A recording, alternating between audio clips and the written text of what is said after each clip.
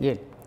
Buenos días, mi nombre es Julián Andrés Montoya Reyes, soy magíster en educación, soy docente de filosofía y ciencias sociales en la institución educativa Roberto Velandia. El colegio maneja una modalidad técnica en convenio con el SENA, ofrece título bachiller en media técnica y educación formal de adultos. Recientemente se ha destacado mucho por representarnos a nivel nacional e internacional en términos de robótica. Ello implica que pues ya se tiene un buen nombre a nivel nacional. Tiene un estrato socioeconómico que va entre 2 y 3. Este sector pertenecía originalmente a lo que se llamaba Siete Trojes. Dado el crecimiento demográfico que ha tenido en los últimos años el municipio, pues ya ha venido cambiando y ya es independiente. Respecto a la población del colegio, es importante mencionar que muchos se dedican al deporte y a las artes, no solo por los proyectos que muestra la institución, sino también en colaboración, en cooperación con el municipio de Mosquera, que en ese caso ha sido muy activo. Tienen escuelas de formación artística incluso.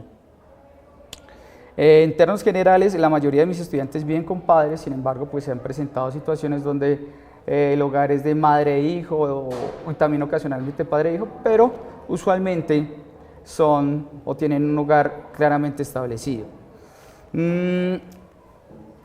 También se presentan lamentablemente temas de drogadicción y también de violencia intrafamiliar, pero pues en términos generales podemos decir que la población es relativamente estable.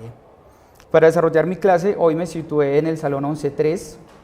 Es un grupo que cuenta con aproximadamente 12 niñas, 22 niñas, 12 niños, que sus edades van entre 15 y 18 años. Se destacan por un compromiso en su formación y tienden a escuchar al docente. Efectivamente hay un estudiante con necesidades educativas especiales y estamos esperando una adaptación curricular que viene por cuenta de la Secretaría de Educación. Esperamos que antes de que se acabe el año eso se logre. La clase que se graba hoy es de filosofía.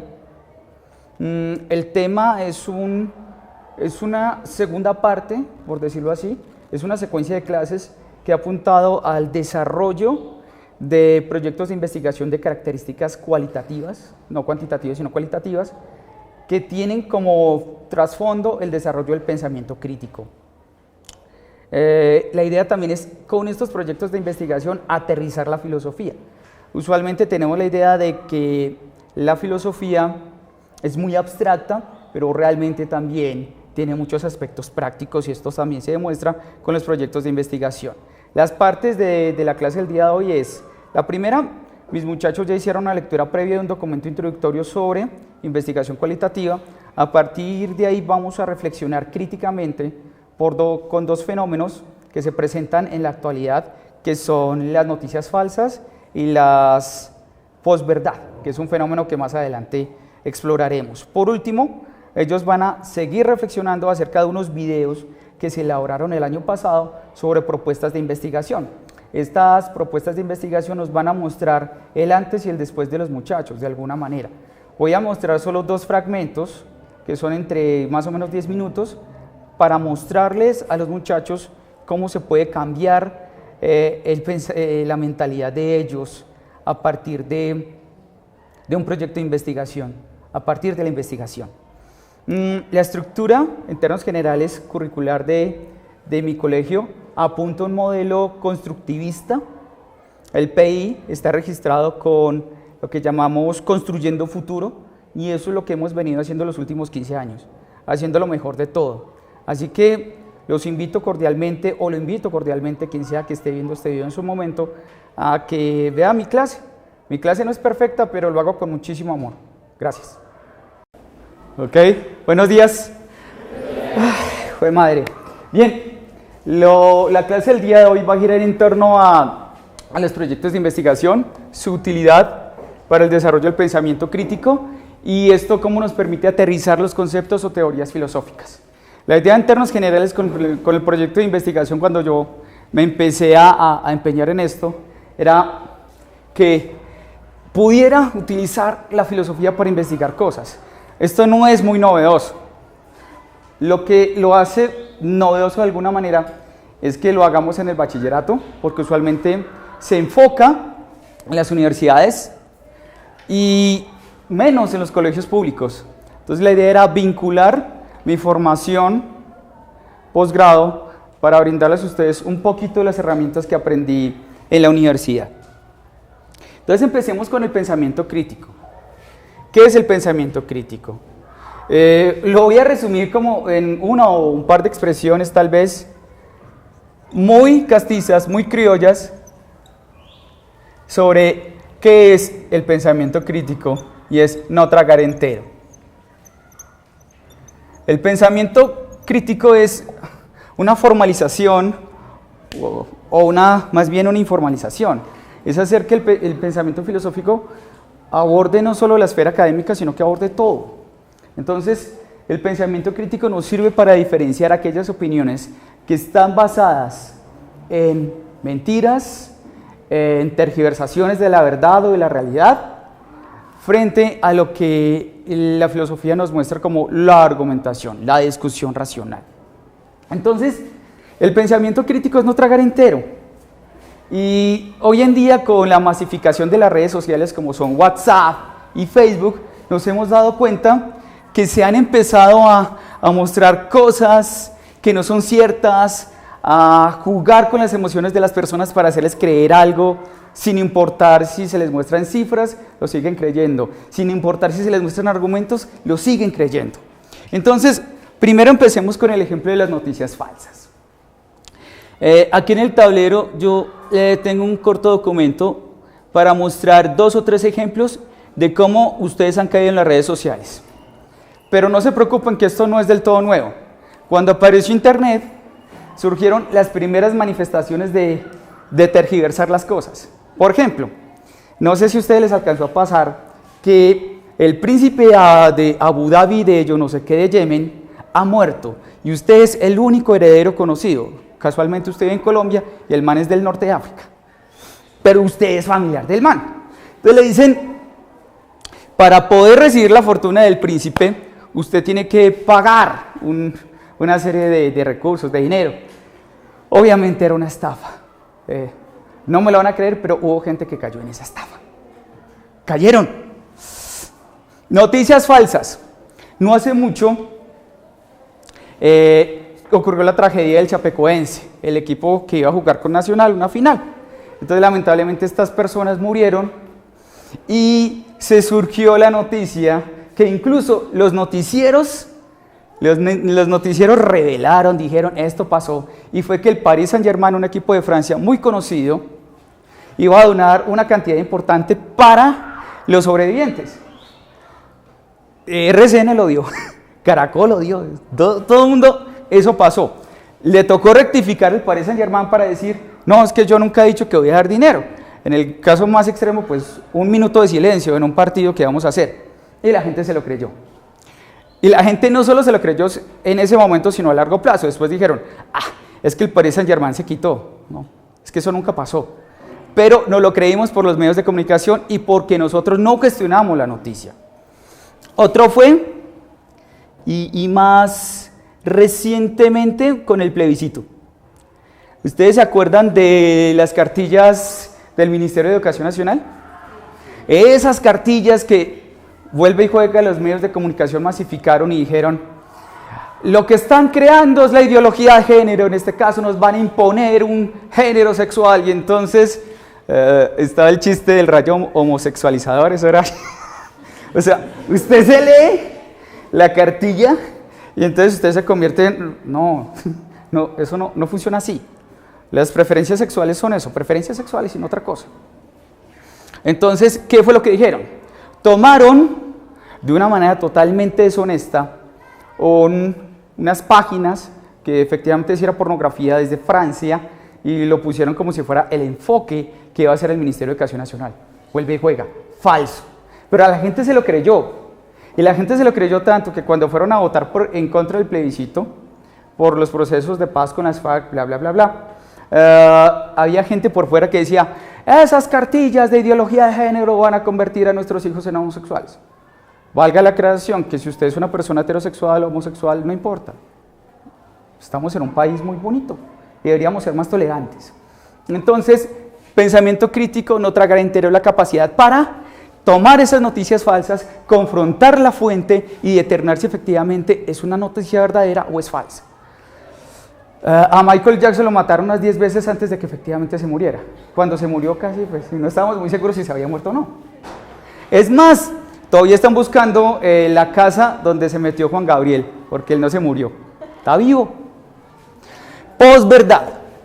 ¿Qué es la posverdad? Es a partir de un discurso concreto que se manejan las emociones y usted, a partir de esas emociones, porque lo está diciendo una figura reconocida, no voy a dar muchas pistas, pero Uribe, dice unas cosas y la gente se lo cree y vuelve y juega. Pasó con el tema del proceso de paz y también con las elecciones. Tanto Paloma Valencia como Álvaro Uribe Vélez dijeron cosas que no eran ciertas. Para empezar, yo no soy petrista, digamos que soy izquierda pero moderado. En el momento en que Gustavo Petro se lanzó a la presidencia estaban insinuando, no estaban insinuando, afirmaron categóricamente que el tipo iba a convertir a Colombia en un país castrochavista, obviamente tomando como espejo lo que está pasando en Venezuela. Si usted mira las entrevistas que le hicieron a Gustavo Petro, él no cambia de fondo el modelo económico del país. Lo único que estaba diciendo en su momento, que era como, y que se tergiversó también, producto de la posverdad, es que muchas tierras se iban a expropiar. El man dijo, no, eso no va a pasar. Lo que pasa es que yo voy a comprar las tierras. Y la figura de la expropiación en nuestro sistema judicial, legal o nuestras normas funciona. Para que se vayan haciendo una idea. Ustedes deben pelear con la posverdad, deben pelear con las noticias falsas.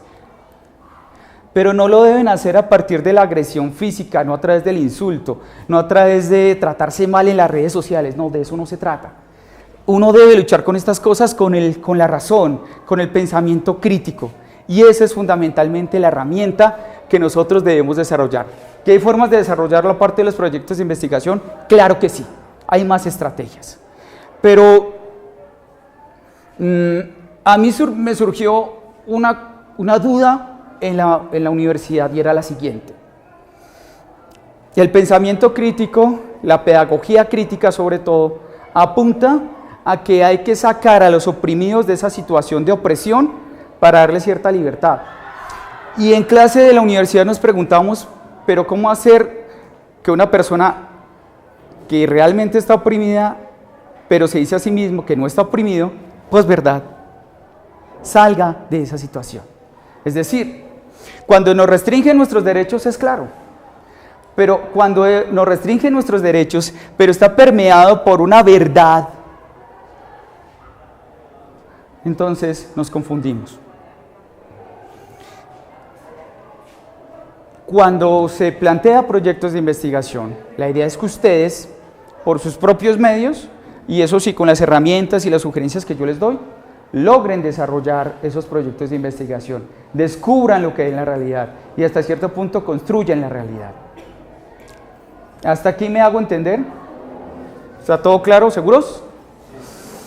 Si no, pues me avisa, no hay ningún problema, yo empiezo a trabajar con ustedes otras estrategias para hacerme entender, pero que necesito que esto quede lo más claro posible, es fundamental. Pero a fin de cuentas, pasemos a una definición más concreta, ¿qué es un proyecto de investigación? ¿Qué es un proyecto?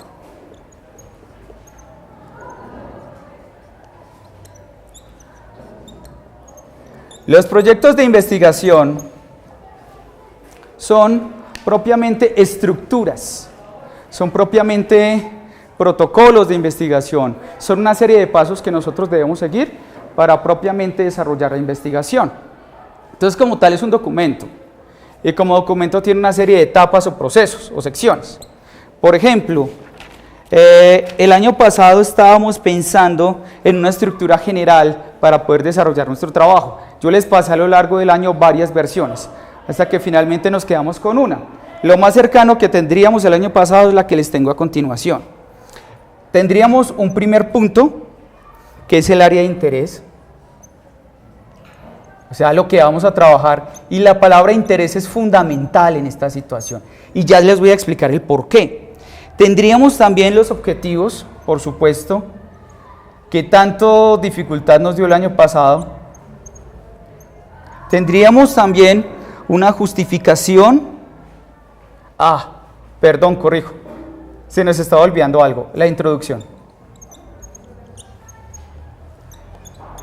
Los objetivos, la justificación.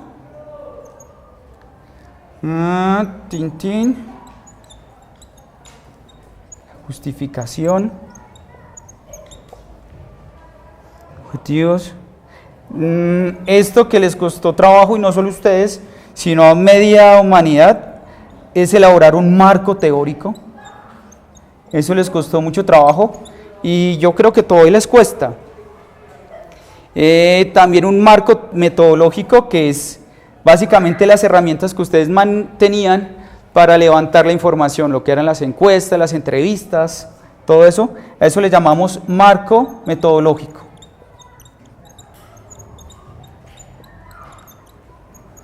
Marco metodológico y cronograma, que este año yo quiero que lo trabajemos para que sea mucho más organizado lo que estamos haciendo. Nos acudamos a ciertas fechas, nos sometamos a eso, para que al final no estemos llorando por la nota que sacamos, obviamente unas conclusiones y lo que le sacó canas a algunos, las referencias bibliográficas. Esto es como una estructura, vuelve y juega, va a ser tentativa. A lo largo del año tal vez hagamos una que otra adición o modificación, pero en términos generales esto es lo que quiero que ustedes aprendan, o en este caso pues continuemos aprendiendo. Para aclarar, esto es una serie de clases, esto no es de una sola clase, esto es un todo. Y como es un todo, no se hace de la noche a la mañana. Y obviamente ustedes se dieron varios golpes de pecho cuando vieron las notas o cuando vieron las observaciones que yo les hice. Bueno, entonces, para recapitular, proyectos de investigación es un documento en donde yo voy a aplicar por pasos o por secciones para poder obtener un resultado. Y eso es como tal un proyecto de investigación. ¿Hasta aquí me hago entender? Si esto no lo tienen claro en este momento, no se preocupen, que lo voy a exponer punto por punto, ¿bien? Para que no se confundan. Pero antes de poder explicar esto, tengo que aclarar algunas cosas. Como tal, hay dos enfoques de investigación, tres enfoques. Uno, cualitativo, otro, cuantitativo, y por último un mixto. Bien, digamos que a nivel global, sobre todo en Europa, en el siglo XX, se empezó a cuestionar aquellos fenómenos de la naturaleza de los cuales solo se planteaban fenómenos, como por ejemplo el de la inducción o de la deducción. El de la deducción lo vamos a ver con René Descartes, y el de la inducción lo vamos a ver con Bacon cuando arranquemos con el empirismo. Pero entonces, ¿qué nos decía el modelo cuantitativo? Todo en cuanto observamos, todo lo que vemos es la realidad. Y el observador o el investigador debe tomar distancia frente a la realidad para lograr lo que se conoce como la objetividad. Es decir, mis deseos, mis intereses no eran relevantes a la hora de investigar, todo lo contrario. Lo que hacían era torcer básicamente la realidad, manipular o contaminar la realidad. Aún hoy en día, usted va a las universidades, cuando se trabajan desde las ciencias exactas, como desde las matemáticas o desde la química o física, modelos cuantitativos. Entonces le dicen a usted no puede hacer tal pregunta de investigación porque lo que está sesgando la investigación. Usted no puede aplicar tal o cual instrumento porque ahí está involucrando sus emociones. Entonces, desde el siglo XX se dijo, pues, toda la realidad tiene que ser trabajada desde lo cuantitativo, desde los números, desde una realidad estática. ¿Qué fue lo que pasó? Y empezamos a hacernos preguntas como estas. Bueno, señores investigadores, ¿qué va a pasar entonces con la realidad social?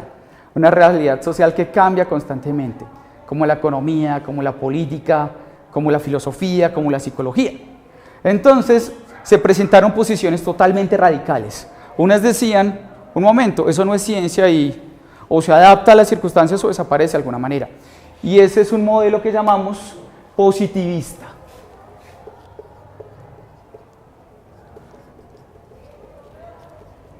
Todo lo que sea ciencia funciona, en términos de ciencias exactas. Lo que no, se jodió. Entonces, surge también dentro del siglo XX una respuesta, y son los modelos de investigación cualitativa, donde se interpreta que la realidad, lejos de ser estática, lejos de estar quieta, es dinámica, porque todo cambia, porque nada permanece, como decía Heráclito, todo cambia constantemente. Entonces, como todo cambia, el observador, en este caso, el investigador, debe adquirir una subjetividad, porque yo, como investigador, no me puedo apartar de la realidad. Yo hago parte de la realidad, y como yo hago parte de la realidad, también influyen mis emociones. Lo que hace el punto de inflexión o el punto intermedio para que esto fluya en términos de lo cualitativo es la imparcialidad. ¿Qué es la imparcialidad? Que yo como investigador soy imparcial, que aunque están mis emociones, mis intereses y mis deseos involucrados, no significa que se va a contestar la pregunta de investigación como a mí se me dé la gana. No, yo hago parte de esa realidad, mis intereses, mis deseos, pero eso no significa que voy a sesgar tanto como para dar la respuesta que a mí se me dé la gana. Es más, en el modelo cualitativo no hay una sola verdad, hay 2, 3 o 4 o más, porque como es flexible, entonces, como se refiere a una realidad dinámica, cambiante, eso hace que sea mucho más interesante el modelo cualitativo. El modelo cualitativo entonces es para cosas como la filosofía, como la psicología, como las ciencias sociales o las ciencias humanas en general. Bien, por último, alguien dijo, señores cualitativos y señores cuantitativos, ¿ustedes tienen razón? Sí y sí. ¿Ustedes creen que están separados simplemente por la subjetividad y por la objetividad? No se preocupen, que eso se puede unificar y esos son los modelos mixtos. Los modelos mixtos reconocen, por ejemplo, un modelo que arranca desde lo cualitativo y que puede ser ratificado con instrumentos como encuestas que son claramente cuantitativos.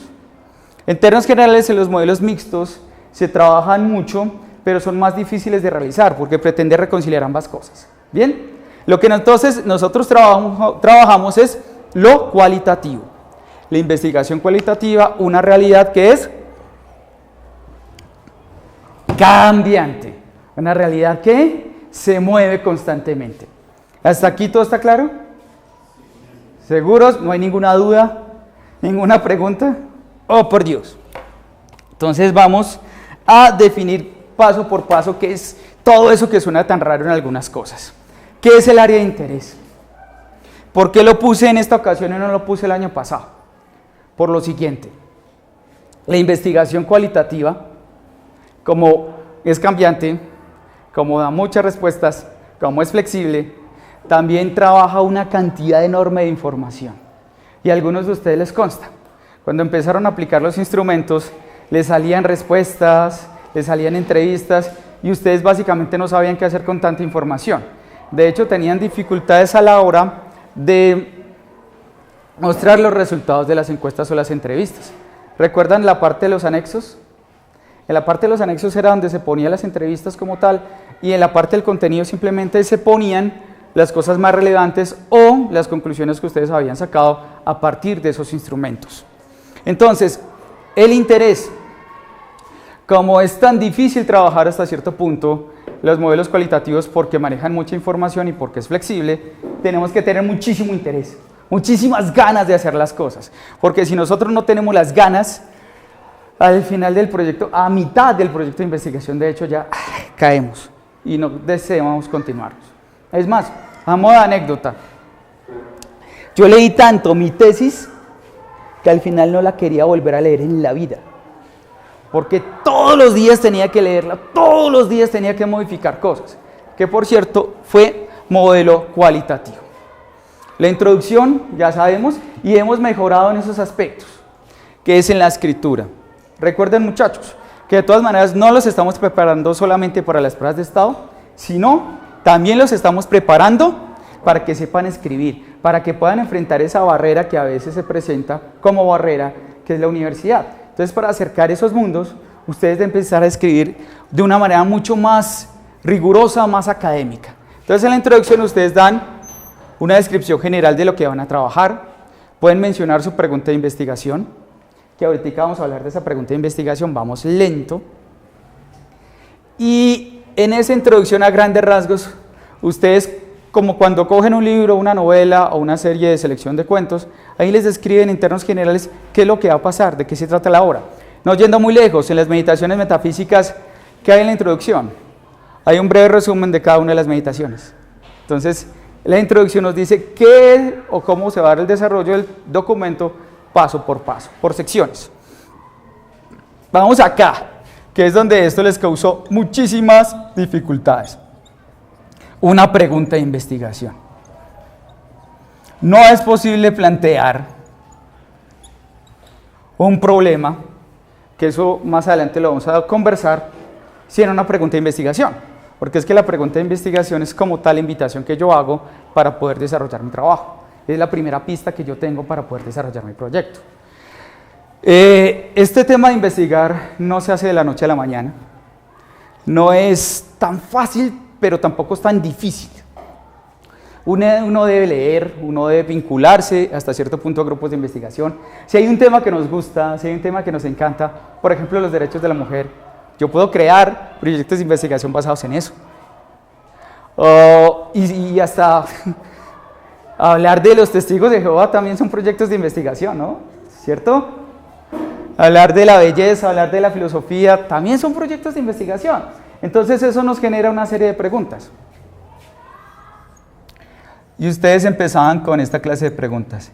¿Qué es el amor?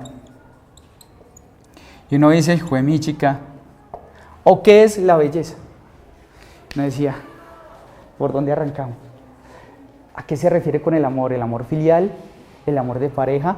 ¿El amor entre nosotros? Entonces uno no sabía. ¿Qué es lo que debe empezar a hacer uno con la pregunta de investigación? Plantearla. En el modelo cualitativo, ¿cuál es la ventaja? Que la pregunta va cambiando con el tiempo y usted la puede retomar y hasta cambiar.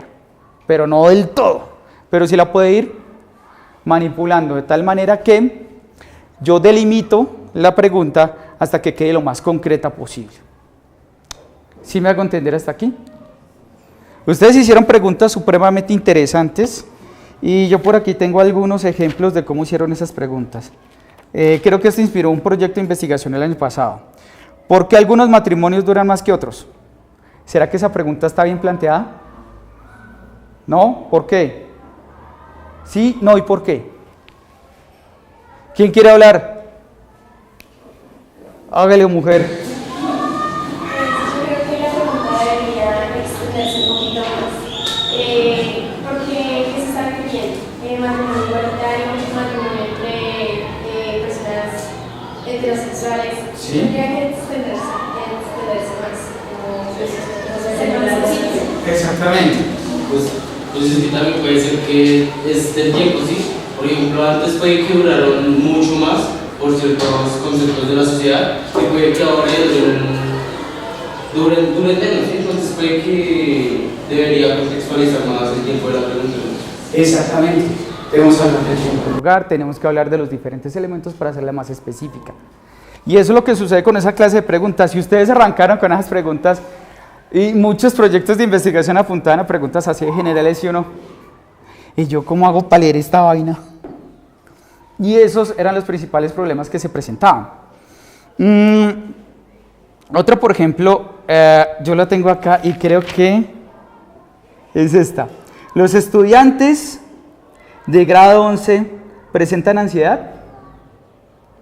¿Esa es una buena pregunta de investigación? ¿Por qué? ¿Por qué más? ¿Por qué más? ¿O qué factores causan ansiedad? O sea, ansiedad, ¿por qué razón? Ya sea por el estudio, por el esfuerzo de hacer otro tipo de actividades, otro tipo de cosas. ¿Por qué? No puede sacar mucho de presentación, porque se puede responder con un sí o no. ¡Exacto! Es demasiado abierta. Se contesta con un sí o con un no. Como se contesta con un sí o con un no, sí. Se acabó la pregunta, se acabó la propuesta investigativa. Y ustedes, muchachos, lograron un hermoso 10. Sin mencionar que si llegan a hacer eso en la universidad, no les cuento lo que les van a decir. Entonces, esa clase de preguntas no funcionan. En términos generales, debe ser lo más específico. Partimos de lo general hasta llegar a lo específico. Una pregunta bien planteada, por ejemplo, cuando estábamos hablando del tema de los matrimonios y esta es más de corte investigativo. El tiempo de un matrimonio que un matrimonio dedica diariamente a conversar sobre su relación tiene que ver con cuánto tiende a perder esta. Esa es una pregunta de investigación. ¿O qué factores influyen para que los matrimonios sean más largos que otros? Aunque parece más bien una pregunta de investigación, y lo es más bien de corte cuantitativo, de numeritos, pero funciona. En cuanto a los estudiantes de 11, habría ¿qué significados construyen los estudiantes en relación con la ansiedad que experimentan en el medio educativo, familiar y social?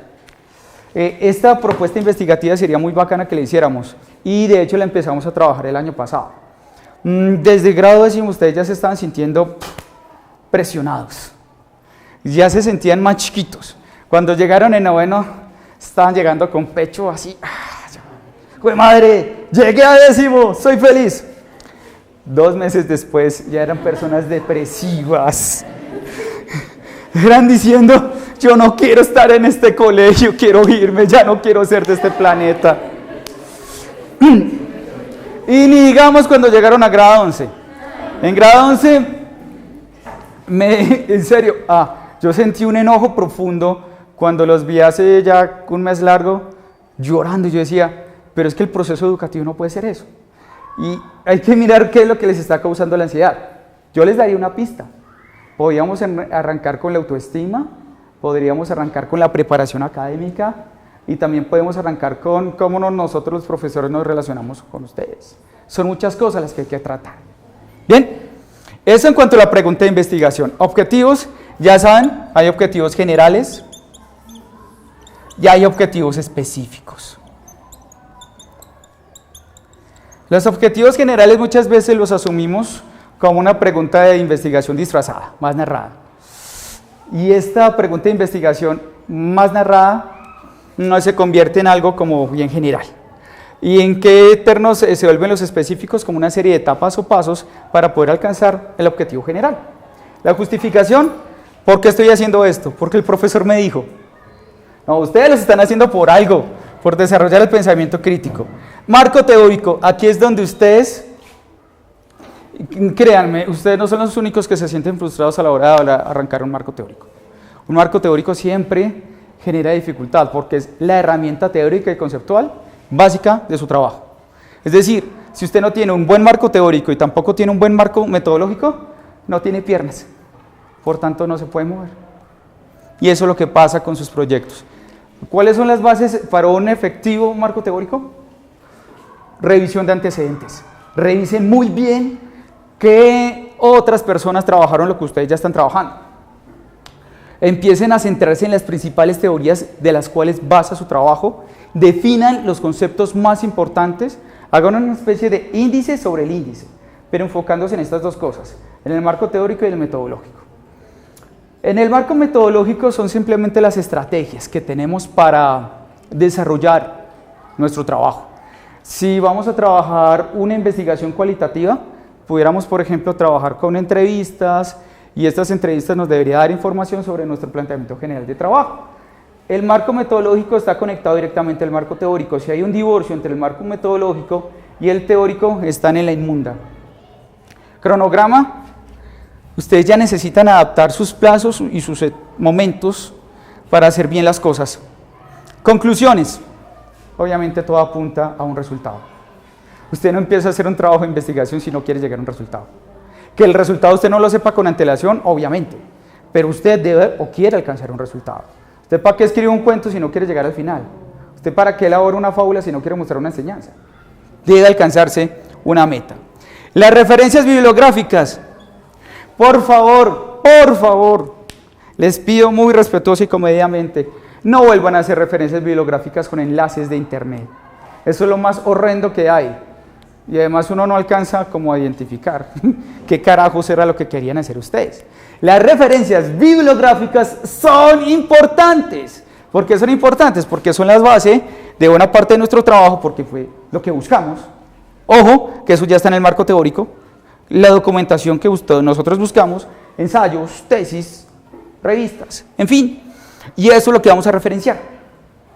APA tiene una estructura, respeten esa estructura y créanme que se van a ahorrar dolores de cabeza cuando lleguen a la universidad.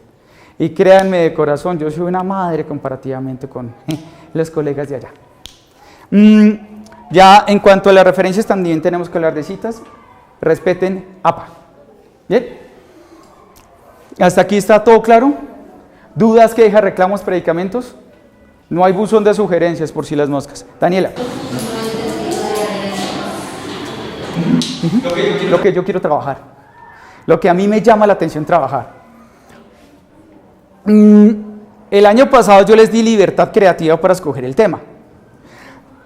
Porque yo sabía mucho de... Hombre, si yo les impongo un tema, lo que va a pasar es que se van a frustrar y no va a funcionar. Pero si yo les doy la libertad creativa para empezar a buscar temas, les va a llamar la atención. Y por ejemplo, eso lo vamos a ver a continuación con los videos o los fragmentos que les voy a dar. En esos fragmentos, ustedes van a ver que las personas que lo hicieron con ganas. O por lo menos les llamó la atención. Si a usted no le interesa el tema, usted se me agota a mitad de camino y por eso es tan importante el área de interés. ¿Listo? ¿Dudas, quejas, reclamos? Nosotros analizando aquí la cuestión del marco en la tesis es importante, digamos, buscamos una tesis, pero ¿cómo vamos a saber nosotros si en esa tesis la información que nos brinda sea verídica y que tras del hecho no nos desvíe en cierta forma de nuestro tema? Ok, eso tiene que ver con las bases de datos. Las bases de datos, si su base de datos principalmente es Wikipedia o el Rincón del Vago, estamos en la inmunda. No funcionan. Wikipedia puede que le dé un panorama en general, pero en términos generales yo no lo recomendaría. Ahora, ¿dónde encontramos buenas bases de datos? Los Andes tienen una base de datos muy buena, la Javeriana tiene bases de datos, la Nacional tiene buenas bases de datos. El problema es el siguiente, ustedes tienen una ventaja enorme a mi época. En mi época yo tenía que ir al Banco de la República. Iba con mis libritos, empezaba a leer mis anotaciones. Ustedes no hacen eso. Ustedes se meten en internet y empiezan a sacar cosas. Una buena pista es PDF. Una buena pista son revistas. Una buena pista que esas revistas estén respaldadas. Las tesis de grado. Esa es una fuente del carajo. Porque las tesis de grado en su gran mayoría están respaldadas por las universidades, por jurados, por directores de tesis, por un trabajo que algo ha hecho a lo largo del año o a lo largo de 2 años. Entonces, esa es una buena pista para arrancar. PDFs, revistas y tesis de grado. Las tesis de grado les dan muchas pistas. Y sobre todo con esta pregunta de investigación. Ustedes no van a encontrar una pregunta de investigación más específica que una tesis de grado. Yo he visto tesis de grado que tienen por lo menos unos 20 palabras de lo específicas que son. No se preocupen que a lo largo de este año vamos a retomar la idea de pregunta de investigación que tanto nos ha dado dificultad, pero que lo vamos a lograr. ¿Listo? Eso en cuanto al marco teórico. Busquen buenas bases de datos. ¿Alguna otra duda? ¿Mujer? Es en cuanto al cronograma. Digamos, el cronograma en que nos puede ayudar el trabajo de investigación. ¿El cronograma en qué ayuda? En que usted se puede fijar plazos, metas, compromisos. Esto les ha pasado, no me mientan porque les ha pasado, de hecho me he enterado. Pepito, Juanito, María, vamos a hacer el trabajo de investigación. Como no se fijaron un cronograma de investigación o no se fijaron metas claras, ¿qué fue lo que pasó? Se reunieron el último día. Y puede que les salga relativamente bien algunas cosas, pero como lo hicieron a última hora, metieron la pata.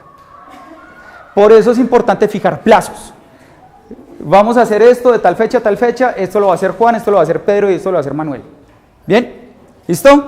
Entonces, el cronograma es en nosotros, o sea, Ustedes fijan el cronograma y es un acuerdo entre el grupo. o sea que este cronograma no va a tener el proyecto de investigación, digamos, hasta tal punto yo voy a hablar de tal cosa, o algo así, o eso va para nosotros. No necesariamente, y buena pregunta, Spitia, no va propiamente directamente en el trabajo, porque a mí no me interesa, pero a usted sí le interesa. Entonces ustedes fijan esas normas. Puede que haya personas que en el planteamiento general del problema sí les pidan cronogramas. Yo confío en ustedes. ¿Listo?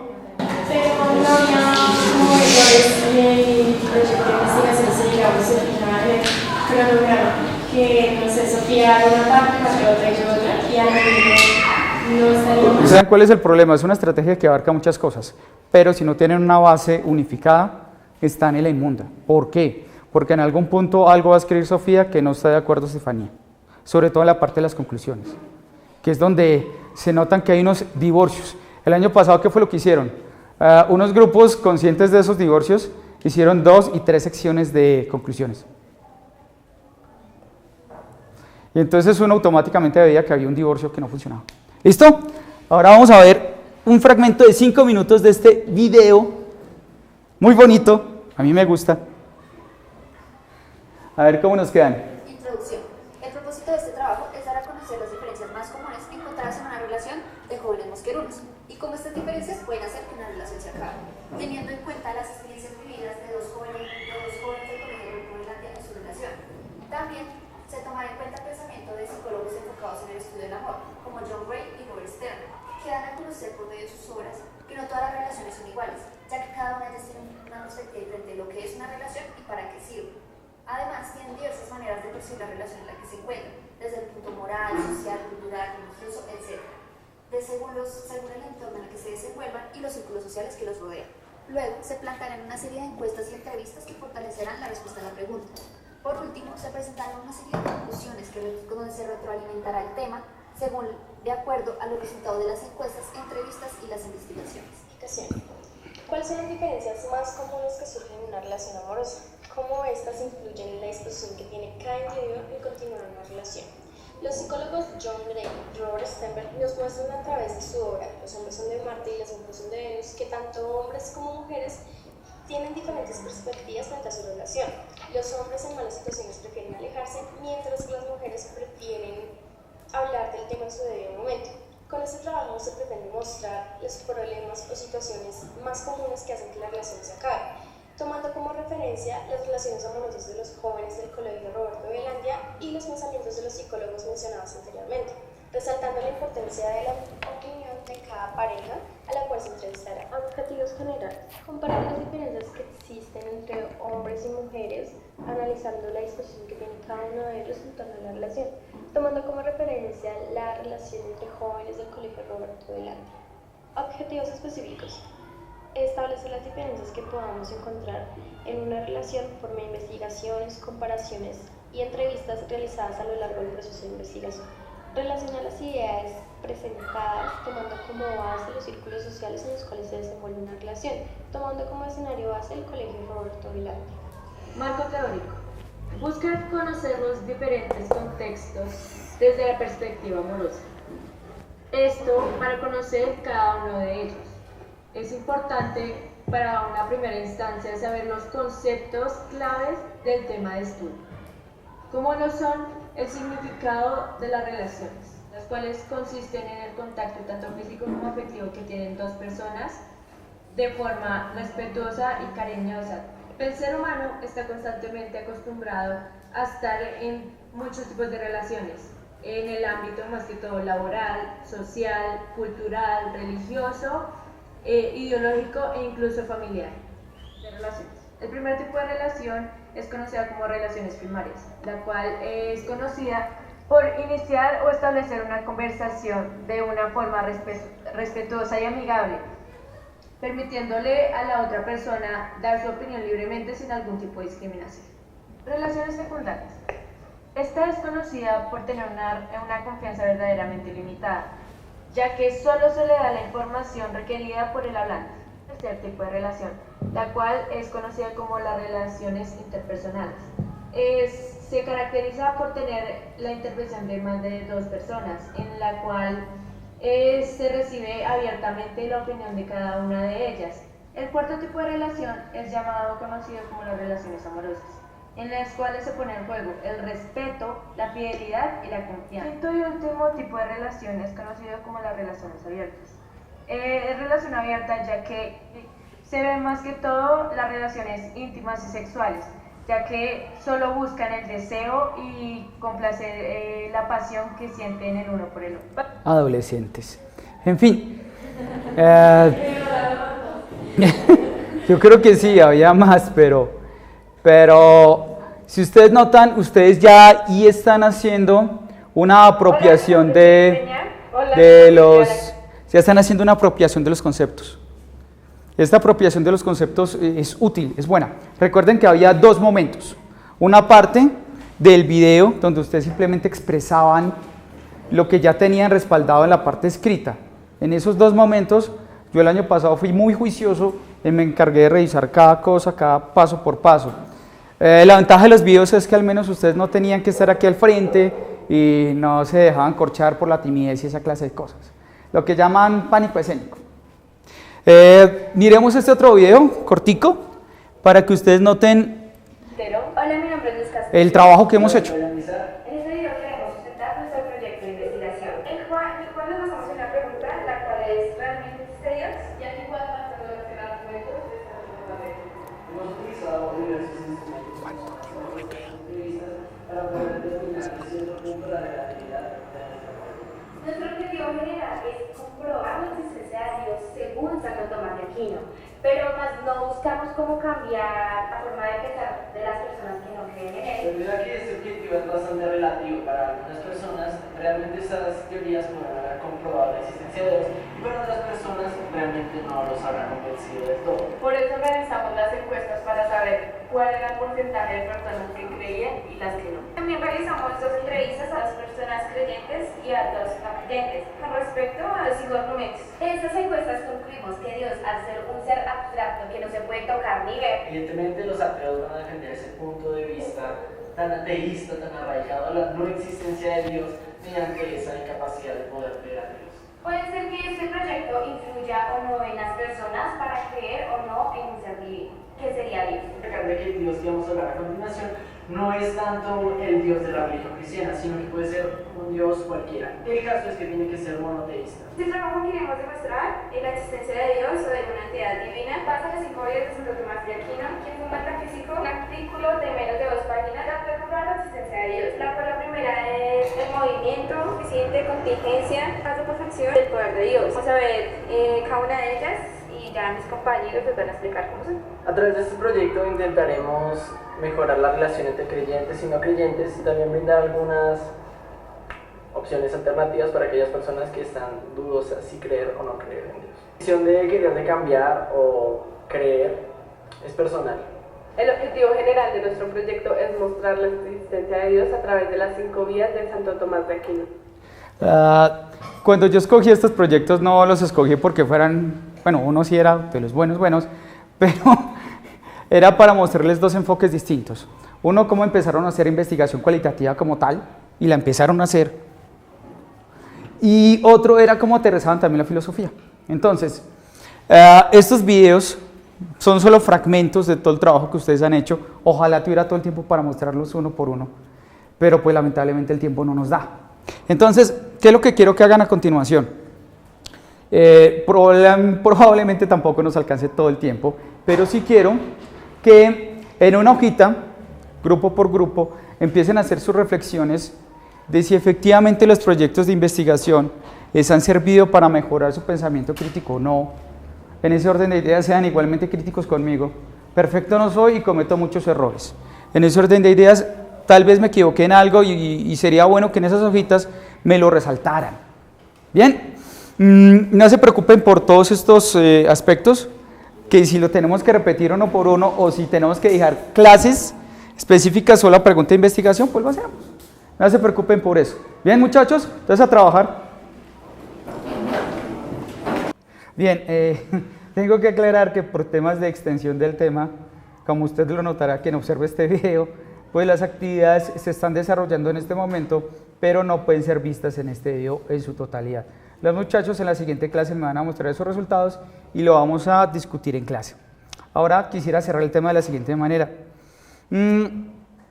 Es útil desarrollar los proyectos de investigación, es útil proponerles a los muchachos que investiguen, es útil la filosofía. La filosofía como pensamiento crítico es una herramienta esencial o fundamental para que los muchachos comprendan la realidad, para que los medios de comunicación, para que las personas que pretenden manipular la verdad no los confundan. Es fundamental manejar esta clase de cosas. ¿Trabajamos a partir de videos? Sí, porque es una herramienta esencial para ellos, porque en los videos ellos pueden manifestarse con cierta serenidad, aunque cometen errores, pero al manifestarse de esa manera rompen con la timidez porque no tienen una persona al frente que los intimide de alguna manera.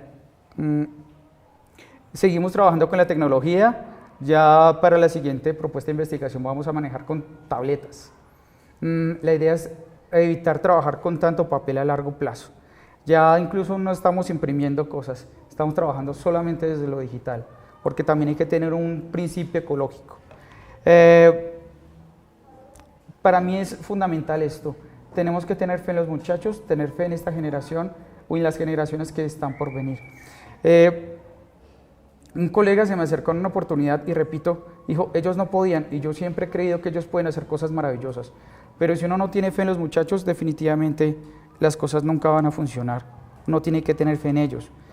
La idea también es romper ciertas fronteras que hay con la universidad, por eso también los preparo para que tengan la capacidad para escribir lo mejor que puedan y no les estén tan duro en la universidad.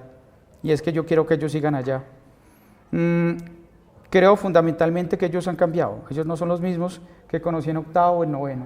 Han mejorado. Evidentemente no como quisieran algunos, pero han cambiado y han mejorado. Por último, y esto se lo digo a usted y se lo digo a cualquier docente y se lo digo a mis muchachos, no pierdan la capacidad de asombro porque es la curiosidad, es el combustible del conocimiento. Sin ellos, definitivamente no hay conocimiento y el futuro estaría en tela de juicio. Creo que estoy uniendo muchas cosas, creo que el proyecto está funcionando, me faltan cosas por mejorar, seguramente, pero confío firmemente que en los siguientes años voy a ser un mejor docente y gracias por escucharme y verme en este momento.